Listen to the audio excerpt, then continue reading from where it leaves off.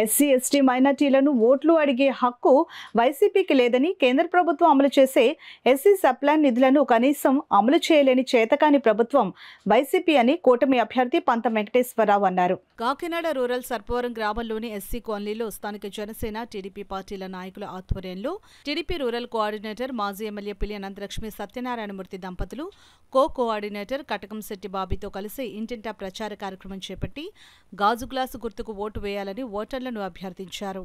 ఈ సందర్భంగా కూటమి అభ్యర్థి పంతం నానాజీ మాట్లాడుతూ ఓటమి భయంతో వాలంటీర్లతో కొత్త రాజకీయం తెరలేపుతున్నారని 27 ఎస్సీ సంక్షేమ పథకాలు రద్దు చేసి ఇప్పుడు ఎలా ఎస్సీ ఎస్టీల ఓట్లు అడుగుతారని ప్రశ్నించారు.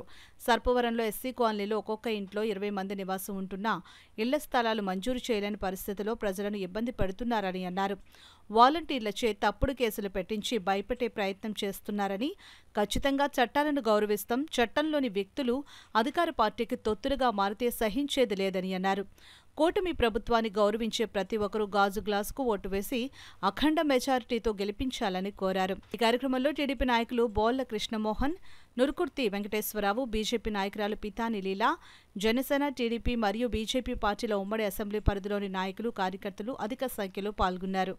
ఇవాళ 11వ తారీఖు ఇవాళ సాయంకాలం నుంచి 4 గంటలకి ప్రచారం ఆఫ్ చేసే రోజు, అంటే సుమారు నెల రోజులు ఉంది. ఈ నెల రోజులు కూడా కార్యాచరణ పథకంగా ఏదైతే మేము ఒక ప్లాన్ ప్రకారంగా నానాజీ గారి కుటుంబ సభ్యులు, నానాజీ గారి ఫ్యామిలీ, అలాగే నానాజీ గారి అబ్బాయి అనంతలక్ష్మి గారు, నేను ఇక్కడ కోఆర్డినేటరు, నేను ఇక్కడ ఉన్న వెంకటేశ్వరరావు గారు, అన్ని పక్కల అన్ని ప్రాంతాలకి రేపు నుంచి డివైడ్ అయ్యి ఎవరి కాళ్ళు ముఖ్యనేతస్థాలతో నమస్కరించి ఎందుచేత జగన్ గారిని దింపవలసి వచ్చింది, ఎందుచేత చంద్రబాబు నాయుడు గారు తెలుగుదేశం పార్టీ తరఫున, అలాగే జనసేన పార్టీ తరఫున పవన్ కళ్యాణ్ గారిని, బీజేపీ పార్టీ తరఫున మోడీ గారికి సపోర్ట్ ఇవ్వాల్సి వస్తుంది, ఎందుకు గ్లాసు గుర్తుగా ఇవ్వాల్సి వస్తుందని విశదంగా చెప్పే కార్యక్రమం ఈ నెల రోజులు కూడా చేపడతా ఉన్నాం.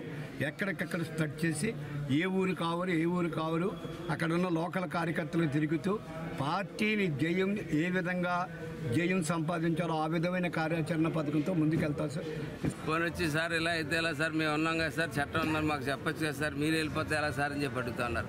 మేము ఖచ్చితంగా చట్టాన్ని గౌరవిస్తాం, చట్ట ప్రకారం వెళ్తాం. కానీ చట్టం వచ్చే లోపల కొంతమంది చట్టంలో ఉన్న వాళ్ళు చుట్టాల కింద తయారు చేసుకుని ఆ చుట్టాల ద్వారా తప్పించిపోతూ ఉన్నారు. ఆ చుట్టాలను సస్పెండ్ చేయడం ముందు అర్జెంటుగా ఖచ్చితంగా ఆ చుట్టాల మీద ఇప్పుడు కంప్లైంట్ రైజ్ చేయబోతా ఉన్నాం. మీరు మా మీద ఎన్ని కేసులు పెట్టినా పెట్టుకోండి, కానీ మా రాజకీయ పార్టీ ఉనికి జోలికి వస్తే మీ ఉద్యోగాల జోలికి మేము వస్తామని చెప్పి తెలియజేస్తూ ఉన్నాం. అలాగే ఈ రోజు నుంచి సత్యబాబు గారు చెప్పినట్టు రేపు నుంచి 2-3 టీంల కింద మేము ప్రతి చోటకి, ప్రతి ఇంటికి, ప్రతి ఇల్లు టచ్ చేస్తాం, ప్రతి ఒక్కరిని కలుస్తాం, ఉన్న పొజిషన్ ఎక్స్ప్లెయిన్ చేస్తాం. ఇలా అరిపురిగా 10 మంది 100 మంది పరుగుల కింద వెళ్ళడం కాకుండా మేము పూర్తిగా వివరాలన్నీ కూడా ప్రతి ఒక్కరికి ఎక్స్ప్లెయిన్ చేస్తాం. ఇప్పటికే మెజార్టీ ఆఫ్ ప్రజలు ఈవేళ కూటమి ఓటేయడానికి సిద్ధంగా ఉన్నారు. అందుకనే కూటమి ప్రభుత్వం రాబోతూ ఉంది. ఖచ్చితంగా కూటమి ప్రభుత్వం అలా అధికారంలోకి వస్తుందని చెప్పి తెలియజేస్తాం. విజయాన్ని చేకూర్చాలనే సదుద్దేశంతో మొత్తానికి నా అండర్లో ఇంచుమించుగా 6500 ఓటింగ్ ఉన్నదని సభాముఖంగా తెలియజేస్తున్నాను. ఇంత క్రితం టీడీపీలో పనిచేసాం, టీడీపీ నుంచి వైసీపీకి వచ్చాం. మేము టీడీపీలోనే లబ్ధి పొందాం, వైసీపీలో ఎలాంటి లబ్ధి పొందలేదు. ఇదిగోనండి ఇవాళ వాడుతున్నటువంటి బాత్రూమ్ టీడీపీ గవర్నమెంట్ ఇచ్చింది. నీ ప్రతి అవసరం తీర్చిందనుకుంటే టీడీపీ గవర్నమెంట్ ఇచ్చింది. పొగుడుతున్నానని కాదు, అనంతలక్ష్మి గారు నాకు హౌసింగ్ లోన్ శాంక్షన్ చేశారు, సత్యబాబు గారు సంతకం పెట్టారు, అది తెచ్చుకున్నాను. ఆ కృతజ్ఞత ఉంది. ఇప్పుడు కూటమి వ్యవహారంతో ఉన్నారు కాబట్టి నాకు చాలా సంతోషం కలిగింది.